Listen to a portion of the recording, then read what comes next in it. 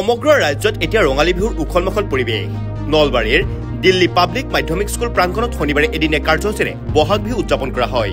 কালি ৰাতিপুৱা নলবাৰীৰ দিল্লী মাধ্যমিক পাব্লিক স্কুলৰ পৰিচালন সঞ্চালক প্ৰকাশ বৰ্মনে বিহুৰ পতাকা উত্তোলন কৰে।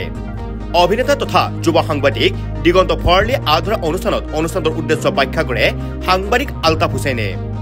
উক্ত অনুষ্ঠানত পৰিচালন সঞ্চালক প্ৰকাশ বৰ্মন, ভ্ৰাম্যমান জগতৰ বলিষ্ঠ অভিনেতা নিৰ্মল দত্ত, যুৱ অভিনেতা সুকুমাৰ বৰ্মন, ধাৰাবাহিক জগতৰ অভিনেত্ৰী পৰিস্মা কোঁৱৰ, জ্যেষ্ঠ সাংবাদিক ৰাজেন বৈশ্য, যুৱ সাংবাদিক সঞ্জয় তালুকদাৰৰ লগতে অভিভাৱক অভিভাৱিকা ছাত্ৰ-ছাত্ৰী আৰু শিক্ষক কৰ্মচাৰী উপস্থিত থাকে।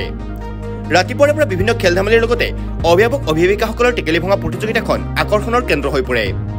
পাদমাদৈ বিহু হুঁচৰি দলৰ দ্বাৰা বিহু হুঁচৰি প্ৰদৰ্শন কৰা হয়। অভিনেতা নিৰ্মল দত্ত আৰু সুকুমাৰ বৰ্মনে ভাষণৰ লগতে সংলাপ শুনাই উপস্থিত ৰাইজক মোহিত কৰে। অভিনেতা সুকুমাৰ বৰ্মন আৰু অভিনেত্ৰী পৰিস্মা কোঁৱৰে ছাত্ৰ-ছাত্ৰী শিক্ষক-শিক্ষয়িত্ৰী অভিভাৱক অভিভাৱিকাসকলৰ লগতে উপস্থিত শুভাকাংক্ষীসকলক নাচ গান কৰি আনন্দ প্ৰকাশ কৰে। নলবাৰী জিলাৰ পানীগাঁৱত 2018 চনত শৈক্ষিক দিশক আগুৱাই নিয়াৰ কাৰণে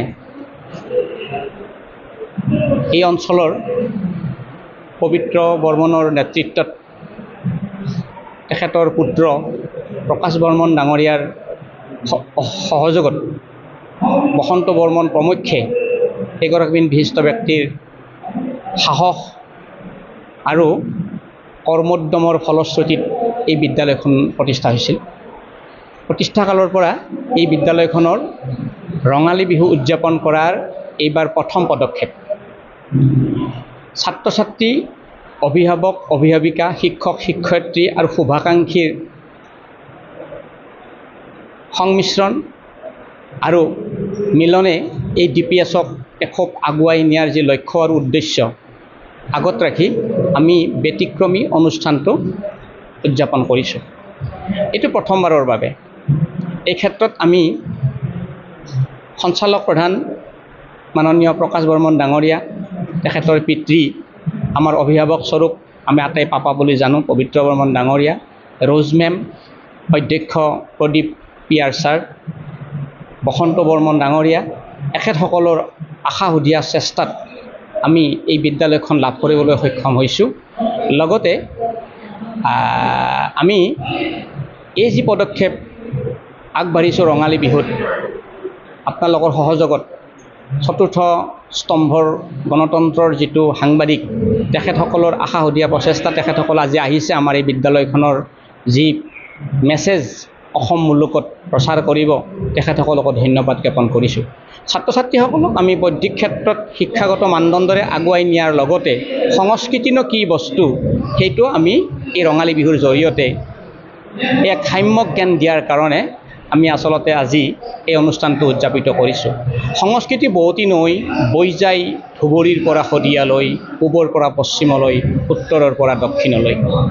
ব্ৰহ্মপুত্ৰ নৈ বৈ গৈছে অসমৰ মাজেৰে, দিয়পাৰত যি সংস্কৃতি গঢ়ি উঠিছে সেই সংস্কৃতি চিৰযুগমীয়া। আৰু নাঙল যুঁৱলি থাকে মানে, ভঁৰাল থাকে মানে, কৃষক থাকে মানে থাকিব ৰঙালী বিহু, কঙালী বিহু, ভোগালী বিহু।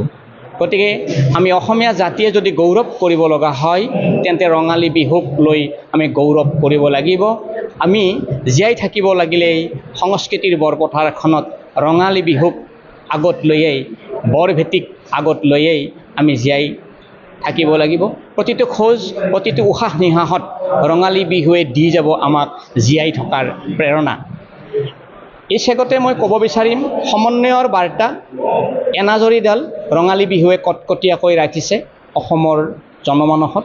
আমি একত্ৰিত হৈ যি আজি ৰঙালী বিহু উদযাপন কৰিলোঁ দিল্লী পাব্লিক ছেকেণ্ডাৰী স্কুলত, ইয়াত যি সহযোগিতা সাংবাদিক বন্ধু, শুভাকাংক্ষী, ছাত্ৰ ছাত্ৰী, পিতৃ মাতৃসকল, মৰমৰ ছাত্ৰ ছাত্ৰীসকল ইয়াত কলহ ভঙা প্ৰতিযোগিতাত অংশগ্ৰহণ কৰিছে, বিভিন্ন গীত মাত গাইছে, দল আহিছে, বিহুৱা দল আহি বিহুগীত পৰিৱেশন কৰিলে। নিঃসন্দেহে DPSৰ ই প্ৰশংসনীয় পদক্ষেপ।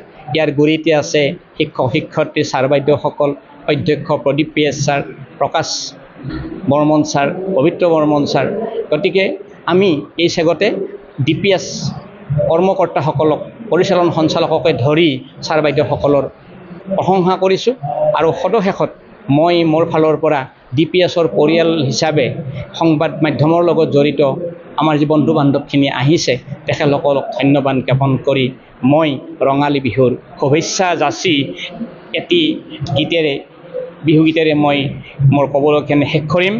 অতিকৈ চেনেহৰ মুগাৰে মহুৰা তাতকৈ চেনেহৰ মাকো তাতকৈ চেনেহৰ বহাগৰ বিহুটি নেপাতি কেনে কৈ থাকো।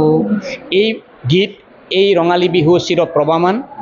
গতিকে ইয়াক লৈ আমি গৌৰৱ অনুভৱ কৰোঁ। অসমীয়া জাতি, অসমীয়া মাটি, অসমীয়া ভেটি DPSে দি যাব আশা, ভাষা, সৃষ্টি, কৃষ্টি জীয়াই থকাৰ আশা। এইখিনি কৈ DPSৰ তৰফৰ পৰা আপোনালোকলৈ যাচিলোঁ হিয়া ভৰা ওলগ। ৰঙালীয়ে দি যাব ৰঙৰ বতৰা আশাৰ ৰেঙনি। নমস্কাৰ। News desk report, news any 365। Stay informed, stay ahead. News Any 365.